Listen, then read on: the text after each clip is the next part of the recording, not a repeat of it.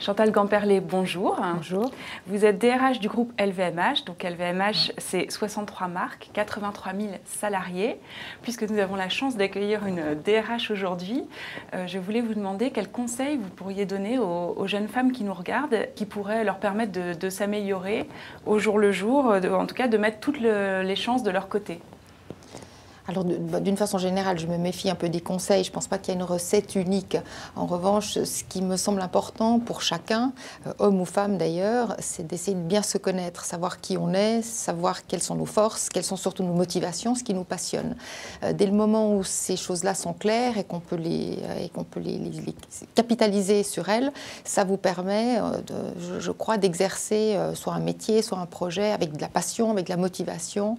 Et ça fait la différence. Finalement, il n'y a pas un modèle unique de carrière ou de réussite. Je crois que si on arrive à jouer avec nos propres forces, nos propres motivations, ça se ressent, on gagne en impact et ça c'est primordial. Oui. On voit aussi souvent dans le monde de l'entreprise des femmes se reléguer peut-être en deuxième plan par rapport à la carrière de leur mari et là aussi je crois que de pouvoir encourager des femmes à oser exprimer leur volonté de s'épanouir, leur volonté de faire une carrière, c'est quelque chose, à mon avis, de fondamental.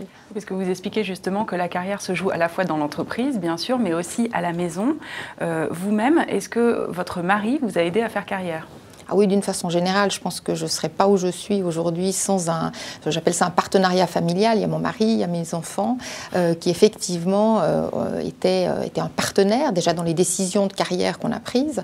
Dans ce cas-là, venir s'établir en France, par exemple. Et ensuite, de donner aussi un ancrage émotionnel, un équilibre, une certaine distance aussi par rapport à un métier qu'on exerce et qui est prenant. Le fait d'avoir cet équilibre et ce soutien, ce partenariat familial, pour moi, c'est une évidence. Je réalise aussi que c'est un privilège. Et là, vous me demandiez des conseils par rapport à des jeunes femmes en particulier. Alors, je n'oserais pas dire le choix d'un bon partenaire. En revanche, je crois effectivement de s'affirmer comme un partenaire à part égale dans un couple, dans une relation.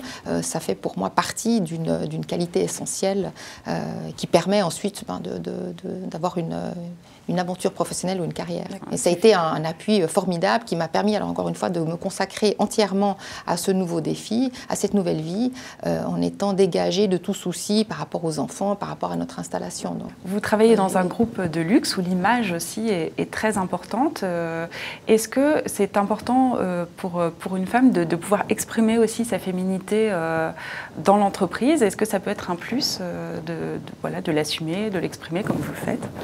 Oui, certainement. Alors c'est vrai que, mais j'ai envie de dire d'une façon générale, chaque personne, en général, quand on s'intègre dans une entreprise, doit essayer d'être en adéquation avec la culture de celle-ci, avec la façon de se comporter. Alors dans le luxe, on a la chance en plus de représenter et d'essayer de réinventer, de réécrire l'histoire de marques fabuleuses. Et donc on est très gâtés du point de vue évidemment produit. Et si ça n'était pas chez LVMH, ce sens esthétique, il est important de le montrer aussi, ça fait partie des choses qu'on peut exprimer, qui peuvent être un atout.